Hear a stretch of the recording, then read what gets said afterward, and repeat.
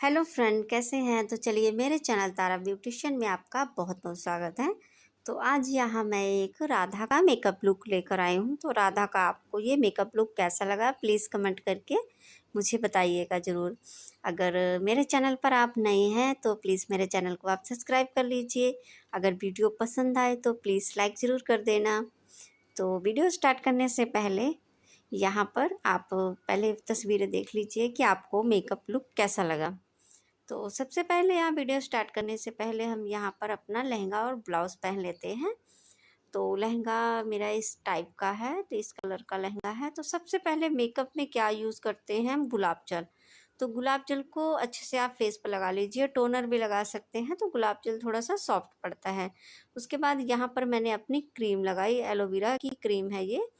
तो इसके बाद यहाँ पर आप 2-2 मिनट छोड़ के आप लगाइए, लगातार आपको नहीं लगाना है। तो इसके बाद मैंने प्राइमर लगाया, स्विस ब्यूटी का प्राइमर था। तो बहुत ही बढ़िया प्राइमर होता है ये, बहुत ही अच्छा से लग जाता है चेहरे पर, कोई भी नुकसान नहीं होता और आपको ठीक ठाक बजट में मिल जाता है। तो गर्दन पर, चेहरे पर अच्छे से आप लगा लीजिए। तो इसके बाद यहाँ पर स्विस ब्यूटी का ही मेरे पास कंसीलर है। तो जहाँ जहाँ डार्क सर्कल हैं, वैसे तो मेरे कुछ खास नहीं है, फिर भी मैं लगा लेती हूँ। अगर आपके हैं तो आप वहीं पर लगाइए जहाँ पर आपके डार्क सर्कल हैं। तो ब्यूटी ब्लेंडर से अच्छे से पहले आप ब्लेंड कर लीजिए। तो कंसीलर लगाने के बाद ही आप फाउंडेशन लगाते हैं तो उसका रिजल्ट बहुत ही अच्छा मिलता है। तो यहाँ पर मेरे आइज़ के नीचे तो ज़्यादा डार्क सर्कल नहीं थे, तो पर फिर भी मैं लगाती हूँ मेकअप करने से पहले।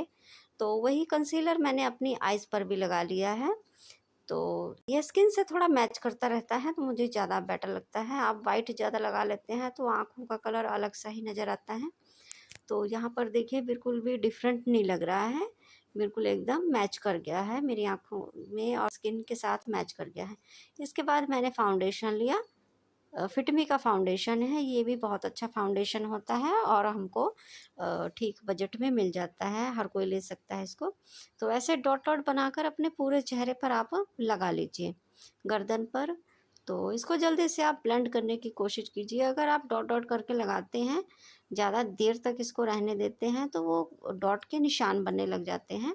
तो इससे है कि फटाफट आप डॉट बनाकर पहले इसको ब्लेंड करने की आप कोशिश करें। तो गर्दन पर, अपने पूरे चेहरे पर, कानों पर अच्छे से आप ब्लेंड कीजिए। कान पर भी ब्लेंड करना बहुत ही ज़रूरी है। तो यहाँ पर मैंने अपने अच्छे से ब्लेंड कर लिया। उसके बाद मैंने लैक्मे का पाउडर लेके ब्रश से अच्छे से अपने पूरे चेहरे पर लगा लिया। और आपको ज़्यादा पाउडर नहीं लेना है, आपको हल्का ही लेना है। बस आपका मेकअप थोड़ा सा सेट हो जाए उतना ही पाउडर आप रखिए। ज़्यादा लगाएंगे तो आपका फाउंडेशन केकी होने लग जाता है, आपको क्रीज क्रीज सी नज़र आने लग जाती है। इसके बाद यहाँ मैंने कलर स्टूडियो का ये पैलेट लिया है। तो सबसे पहले मैं अपनी आईब्रो को सेट करूँगी। तो रात में मैं मेकअप कर रही थी, तो रात में थोड़ा सा आप डार्क शेड लीजिए। तो मैंने ब्लैक शेड लिया था। ब्लैक को भी आपको हल्का हल्का सा ही लगाना है, ज़्यादा आपको डार्क नहीं लगाना है। तो यहाँ पर जितनी मेरी आईब्रो थी उसी हिसाब से मैंने अपना लगा लिया है। फिर भी आपको, अगर आपको लगता है कि थोड़ी सी मोटी लग रही है, तो आप कंसीलर ब्रश से अपनी आईब्रो को सेट कर सकते हैं।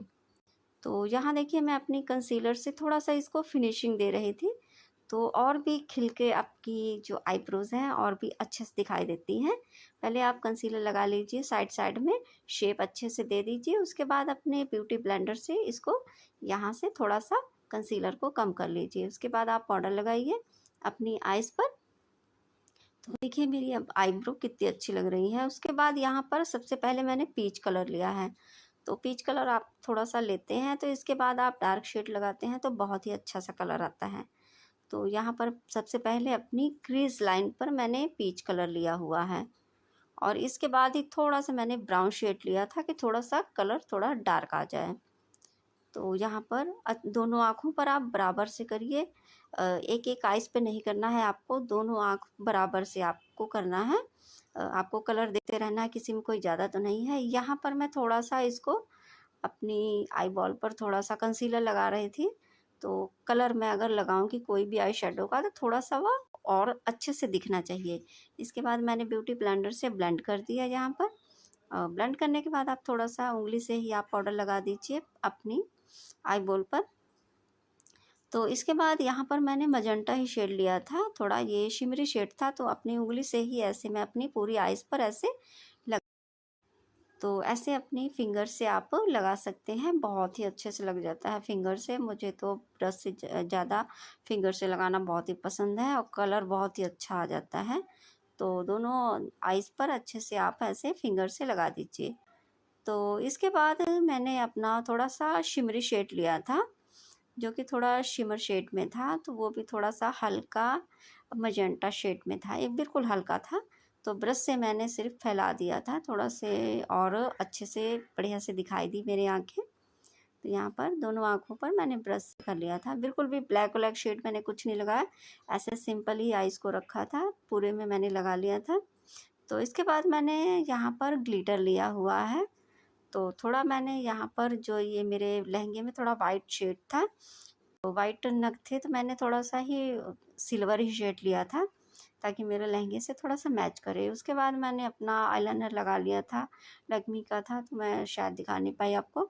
इसके बाद मैंने लैक्मे का काजल लिया। लैक्मे का काजल आप ऐसे लगा सकते हैं, जी बहुत ही अच्छा काजल होता है, बिल्कुल भी फैलता नहीं है। आप एक बार लगा लेते हैं तो आपका ये दिन भर आपका टिका रहता है बहुत अच्छे से।